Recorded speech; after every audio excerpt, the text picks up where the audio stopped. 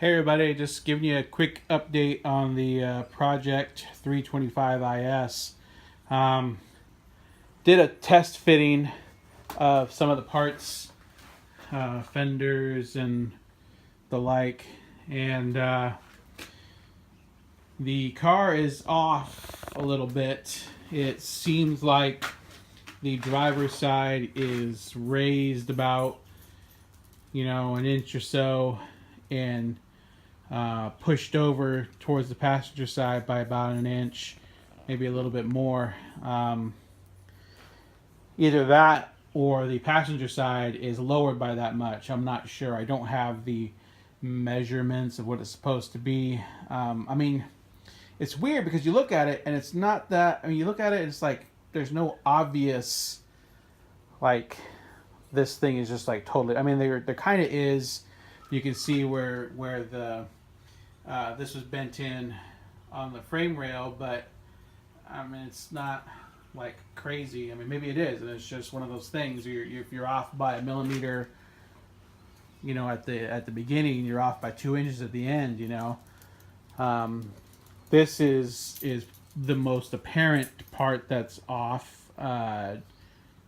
This needs to go this way by a little bit, especially when you compare it to the passenger side.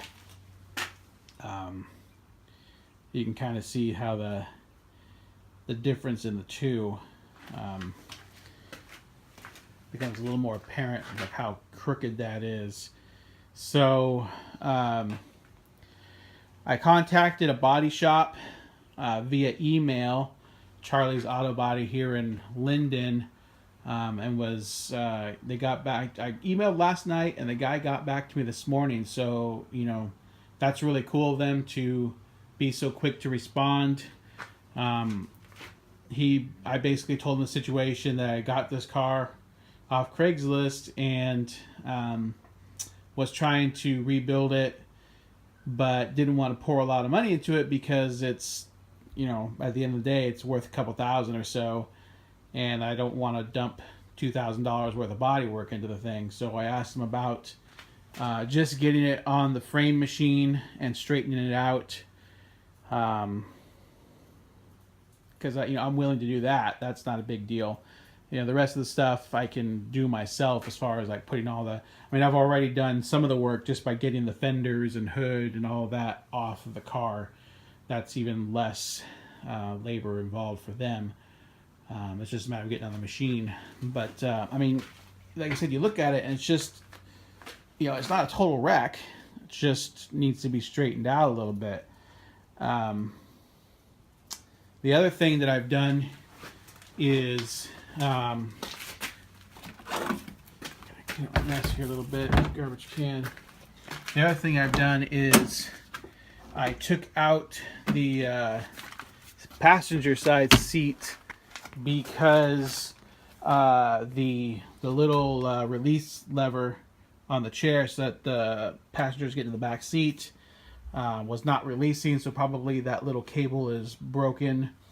So I had to remove the seat. Well, I guess you don't have to. You can fix it in car if you really want to. But part of my problem was that because there was no battery in the car, I didn't have any way to move the power seats. So when I did put a battery in the car, then the the forward function on the seat rail did not work. And I don't know if that's just the switch is bad, or if it's maybe just some corrosion from sitting for a while. But what I ended up doing was, and this only worked because the motor in the seat is still good, I ended up jumping the motor just directly from the battery. I took the battery out of the trunk, brought it over here into the into this area here, and just used these little alligator clips to jump the motor, and it worked. So I was able to access these bolts here in the back. They're being covered up by the frame rail. So yeah, not too bad once I figured out what was going on there. So I'll have to replace that cable, and I'll show that in a different video. I actually haven't cracked into it yet. I just it's sitting in the kitchen right now, and I've just been busy and haven't got to it yet. I'm gonna have to do that pretty soon though, because Stephanie's getting upset with the car seat there. But you know, I vacuumed it out while I was at it, and yeah, I mean, it's not too bad. It needs to be shampooed, but there's not a lot of, you know, here's what it looks like back here without all the car parts in there. And I mean, the seats are pretty decent. Even the you know, the driver's side seats, not too bad considering that's the one that's going to get the most wear. You got a little bit of, got a little tear right there, but it's, you know, not horrible. So got to source the radio at some point. But yeah, that's where we're at right now. Basically, just kind of waiting to hear back from the body shop to see is this going to be, you know, $500 or $1,000? Where if we're in that, you know, $400 to $500 range, I think it's probably worth it considering the amount of money I have in the car. But much more than that, and I might seriously start thinking of either partying this car out or sourcing maybe another vehicle that I can just swap my engine and transmission into. You know, maybe find a nice rolling shell or something like that. And I've already kind of started looking at that, and there just aren't any right now. So we'll see. Thanks for watching.